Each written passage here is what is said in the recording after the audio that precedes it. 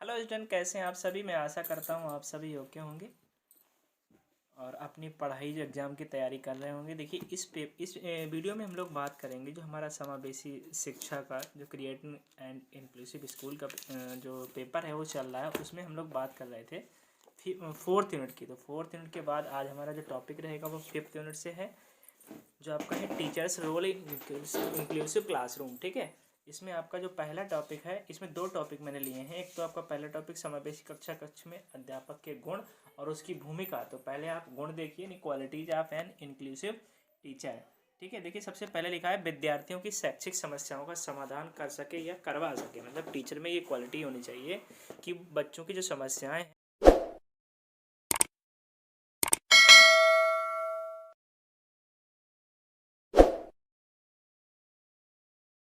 हैं उनका समाधान या तो स्वयं करे या फिर मैनेजमेंट के थ्रू वो करवा सके। ठीक है, दूसरा पॉइंट है शिक्षक की योग्यता विद्यार्थियों की व्यक्तिगत खुशियों को ध्यान में रखकर होनी चाहिए। ठीक है, विद्यार्थियों की क्षमता में अंतर होते भी हुए भी छात्रों की आकांक्षाओं की पूर्ति कर सके। मतलब जो विभिन्न प्रकार के विभिन्न आयु वर्ग के और विभिन्न आपके योग्यता के जो स्टूडेंट होते हैं सबको ध्यान में रखे हुए उसे शिक्षण कार्य प्रारंभ करना चाहिए और अपना शिक्षण कार्य पूर्ण करना चाहिए। तीसरे में पॉइंट में लिखा हुआ है इसमें इस प्रकार की योग्यता हो विद्यार्थियों को उनके दत्त कार्य का मतलब होता है गृह कार्य में परिमार्जित कर सके। मतलब उन्हें घर पे जो होमवर्क होता है उसको करवाने के लिए कुछ ऐसे प्रेरित करना चाहिए, ये भी उनमें योग्यता होनी चाहिए। ठीक है, कक्ष की क्रियाओं का प्रबंध करें जिससे सभी स्तर के छात्र भाग ले सकें। शिक्षक में ये भी योग्यता होनी चाहिए कि विद्यार्थियों की दिन प्रतिदिन की सफलता बता सके। मतलब रोज़ आप क्या सीख रहे हैं, कैसे सीख रहे हैं, ये भी शिक्षक को विद्यार्थियों को रोज़ अब इस तरीके से अवगत कराना चाहिए, उन्हें बताना चाहिए। योग्यता भी होनी चाहिए। बालकों में किस प्रकार के कौशल हैं उनके मूल्यों का आकलन करें। केवल शिक्षक के संबंधित कौशल तक ही सीमित ना रहें, मतलब शिक्षण कार्य तक ही सीमित ना रहें।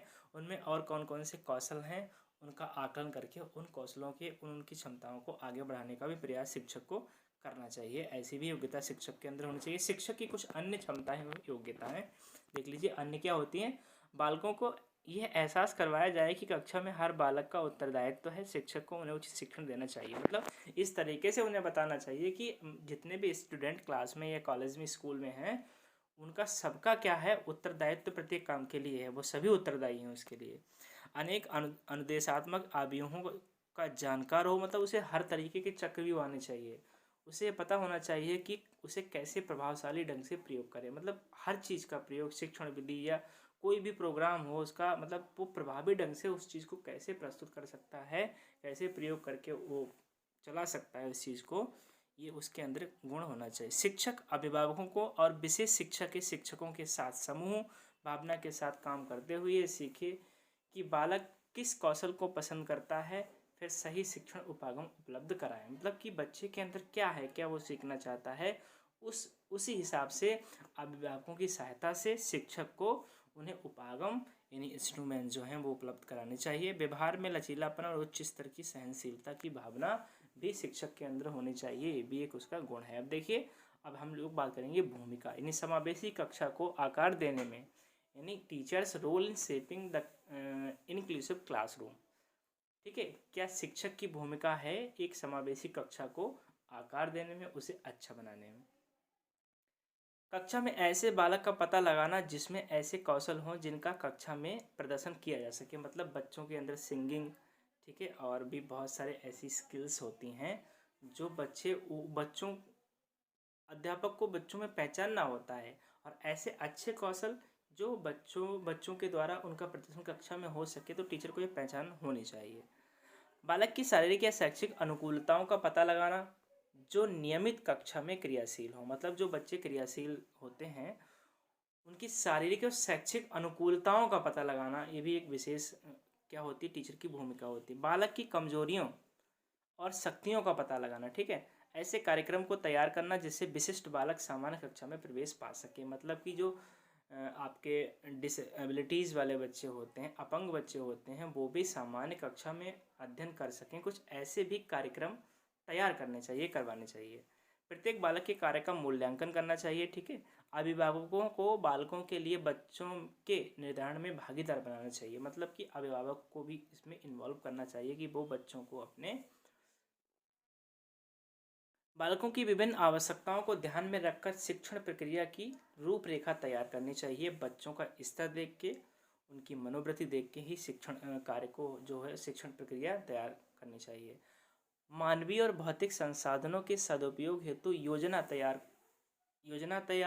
विद्यार्थियों के लिए योजना तैयार करनी चाहिए।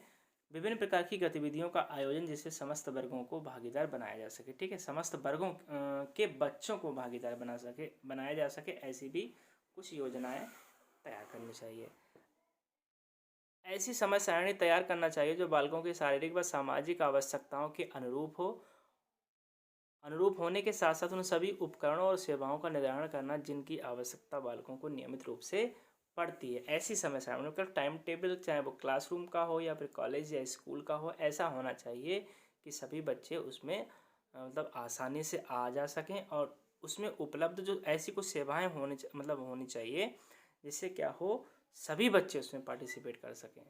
तो इस वीडियो में हम लोग ये 2 टॉपिक क्लियर करेंगे। अगली वीडियो में हम लोग इसके जो आगे के टॉपिक हैं उन्हें कंप्लीट करेंगे। वीडियो पसंद आया तो लाइक करें, यदि चैनल को सब्सक्राइब नहीं किया है तो सब्सक्राइब कर लें। अपने फ्रेंड्स को भी वीडियो ज़्यादा से ज़्यादा शेयर करें। मिलते हैं अगली वीडियो में। Take care.